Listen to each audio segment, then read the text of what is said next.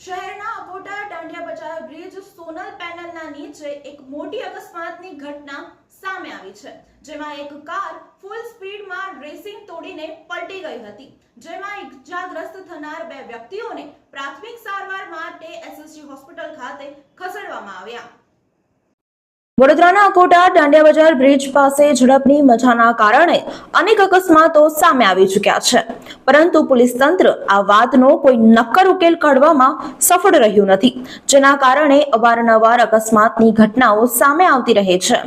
ગત રાત્રે આશરે 1 વાગ્યાના અરસામાં અકોટા દાંડિયા બજાર બ્રિજ પાસે આવેલા સોલર ડોમ નજીક અકસ્માતની ઘટના સામે આવી છે।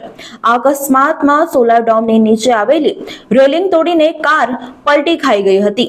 હાલના તબક્કે પ્રાપ્ત વિગતો અનુસાર કાર ચાલકે સ્ટીયરિંગ પરનો કાબુ ગુમાવતા અકસ્માત થયો હતો। અકસ્માતમાં કારની હાલત જોતા ભાગ્યે જ કોઈ બચ્યું હોય તેવી સ્થિતિ નજરે પડી હતી। કાર ચોતરફથી ચબદાઈ ગયેલી હાલતમાં મળી આવી હતી।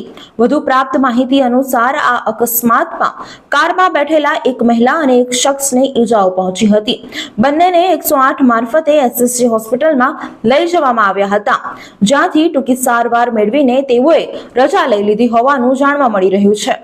આ મામલે હોસ્પિટલના સૂત્રોના જણાવ્યા પ્રમાણે ઈજાગ્રસ્ત પૈકી એકનું નામ ઈશાન મોદી, ઉંમર 28 વર્ષ, રહે અડાજણ, સુરત હોવાનું જાણવા મળી રહ્યું છે। હાલ રાવપુરા પોલીસ મથકમાં કાર ચાલક વિરુદ્ધ કાયદેસરની કાર્યવાહી હાથ ધરવામાં આવી રહી હોવાનું સૂત્રો ઉમેર્યું છે।